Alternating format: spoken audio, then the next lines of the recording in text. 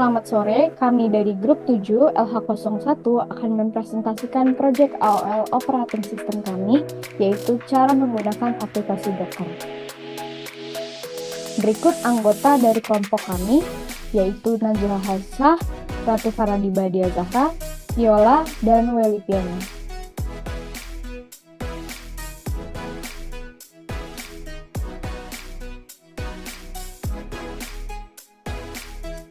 Latar belakang kami memilih Docker, karena Docker menjadi alat penting dalam dunia pemrograman karena kemampuannya menyediakan lingkungan aplikasi yang konsisten dan portable melalui kontainer. Dengan isolasi lingkungan, Docker mencegah konflik dependensi, memungkinkan pengembang menjalankan aplikasi secara efisien di berbagai sistem tanpa perlu modifikasi. Selain itu, Docker mendukung pipeline CI/CD sehingga mempercepat proses pengujian dan deployment dengan lingkungan yang identik. Ringan dan hemat sumber daya dibandingkan mesin virtual. Docker mempermudah skalabilitas melalui integrasi dengan Kubernetes, serta mendukung kolaborasi tim dengan standar konfigurasi yang uniform. Ekosistemnya yang kaya, seperti Docker Hub, juga mempercepat pengembangan aplikasi dengan memanfaatkan image yang siap dipakai. Next, untuk apa itu Docker? Docker itu adalah platform open source yang dirancang untuk membantu pengembang membuat, mengemas, dan menjalankan aplikasi dalam kontainer. Dan kontainer itu sendiri ialah lingkungan terisolasi yang mencakup semua dependensi, library, dan file yang dibutuhkan agar aplikasi dapat berjalan konsisten di berbagai sistem operasi atau lingkungan, baik itu di komputer pengembang, di server pengujian, atau lingkungan repo, atau lingkungan produksi. Fitur utama Docker, yang pertama ada portabilitas. Aplikasi dalam kontainer Docker dapat berjalan di berbagai platform tanpa modifikasi. Yang kedua, efisiensi. Kontainer berbagi kernel host sehingga lebih ringan dan cepat dibandingkan virtual machine. Yang ketiga ada konsistensi. Docker menghilangkan masalah works on my machine dengan memastikan aplikasi berjalan dengan konfigurasi yang sama di semua lingkungan. Terus yang keempat ada skalabilitas, mendukung pengembangan berbasis microservice dan deployment skala besar. Terus yang kelima ada integrasi DevOps, mudah diintegrasikan dengan pipeline CI/CD untuk otomatisasi pengembangan dan deployment. Next.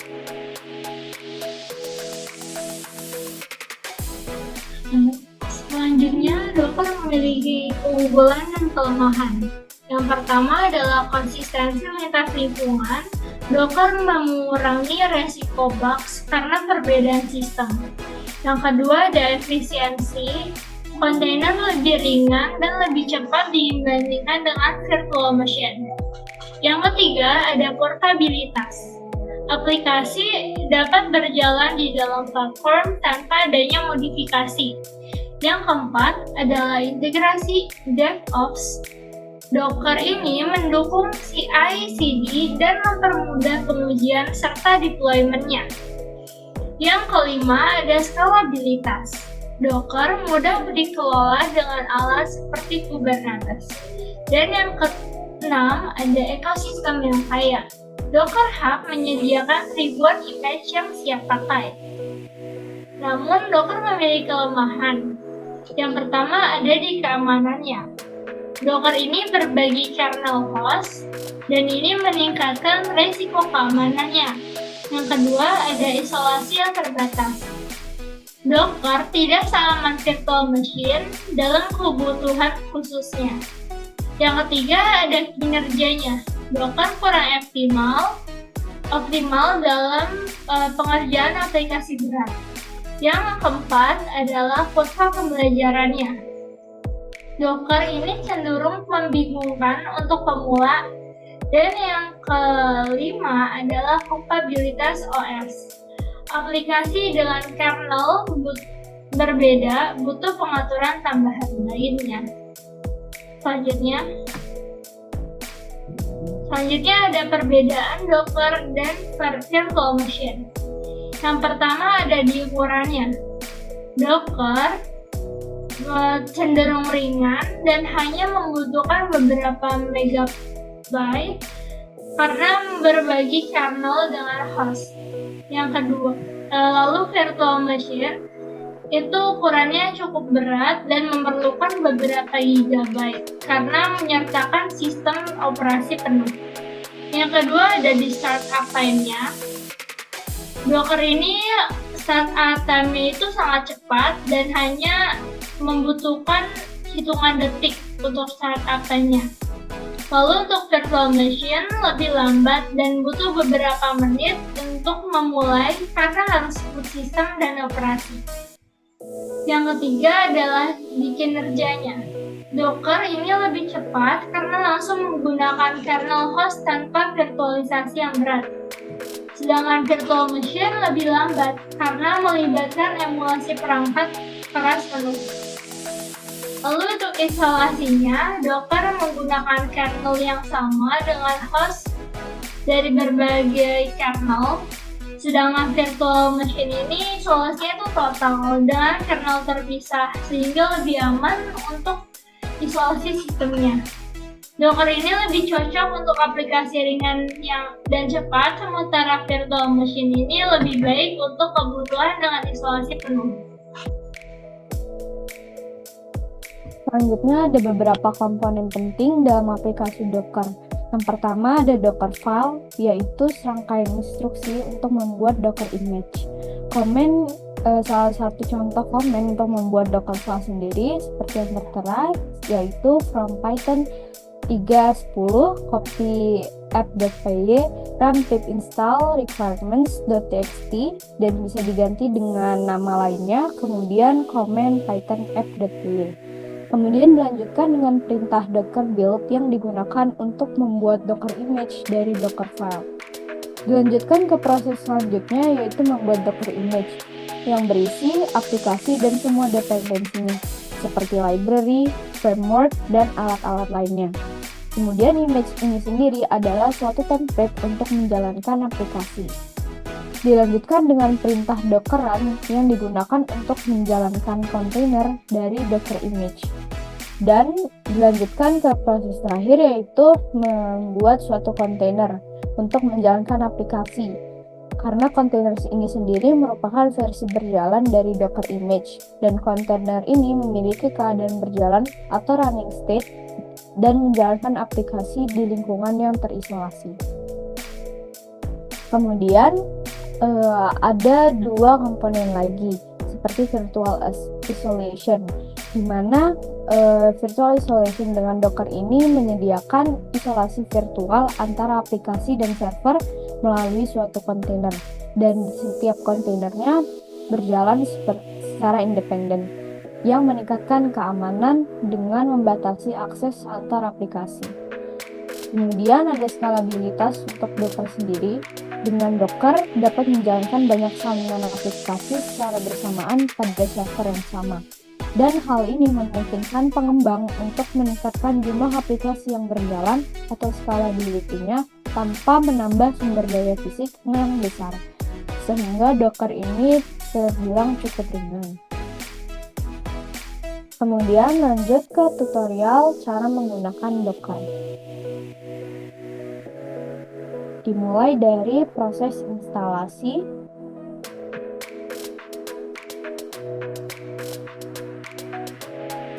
dengan mencari keyword download Docker Desktop on Mac, atau disesuaikan saja dengan device yang sedang digunakan.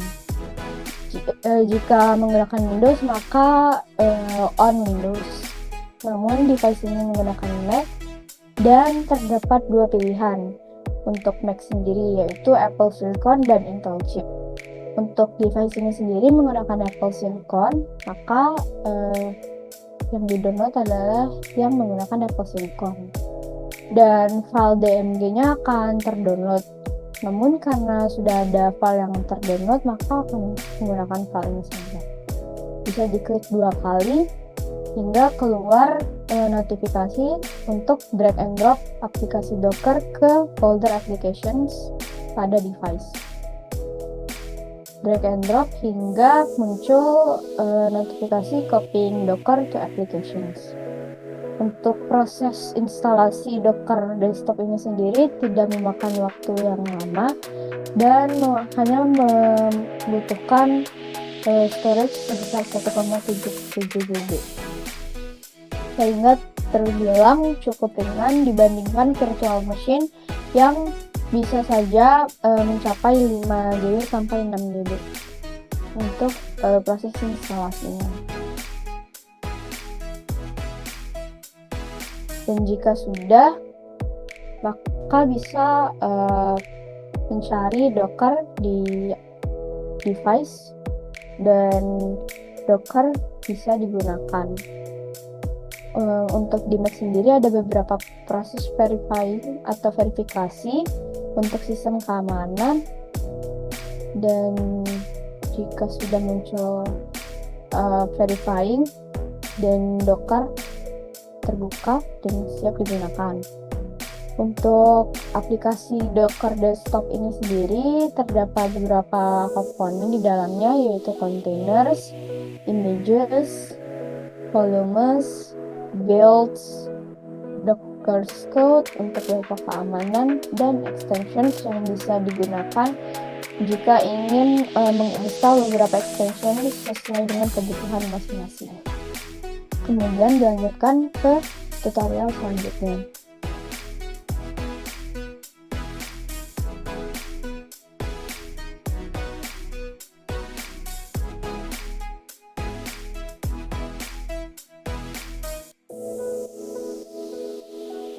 Nah, untuk tutorial selanjutnya kita akan membuat salah satu Docker image yang dimana itu merupakan salah satu kegunaan dari Docker.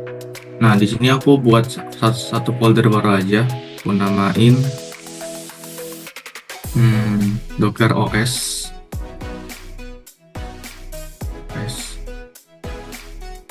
Nah, di sini kita akan buat dalam VS Code untuk codingannya. Code, habis itu kita buka VS Code-nya. Nah, kita buat salah satu kontainer dulu, di mana di sini kontainer ini adalah bahasa pemrograman yang kita mau pakai apa. Di sini aku pakai Golang aja, main.go.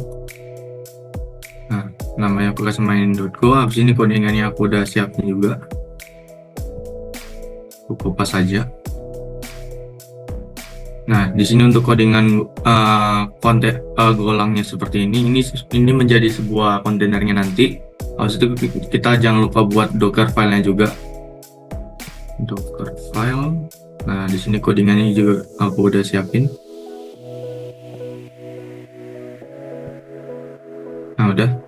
Nah, setelah udah, kita coba dulu apakah server yang kita buat ini udah berjalan atau enggak. Kita buka saja di terminal. Habis itu kita bikin go run main.go sesuai nama kontainernya. Nah, kalau teman-teman bisa lihat di sini ada main.xc, ini berarti udah bisa ke running servernya. Nah, kalau udah kayak gini gimana? Kita sekarang tinggal bikin Docker image-nya. Kita buka di sini cmd-nya. Kita langsung aja coba cek dulu apakah ada Docker image kita punya. Nah, kalau kita bisa lihat kita punya Docker image kan namanya Docker OS kan. Di sini belum ada, jadi kita buat aja yang baru. Jadi Docker build min Docker OS. Jangan lupa kasih titik. Kita running. Nah, ini bisa lagi di running. Nah, udah bisa, dan kita coba cek lagi Docker image-nya kita apakah udah ada. Nah, kalau bisa dilihat di sini kita Docker OS udah ada. Nah, kita coba buka di Docker desktop apakah udah ada. Kalau misalkan Docker desktopnya juga udah ada Docker OS-nya, maka Docker image kita udah telah jadi. Jadi kontainer dan juga kita punya Docker file akan tersimpan di dalam Docker OS ini. Sekian dan terima kasih dari kelompok kami.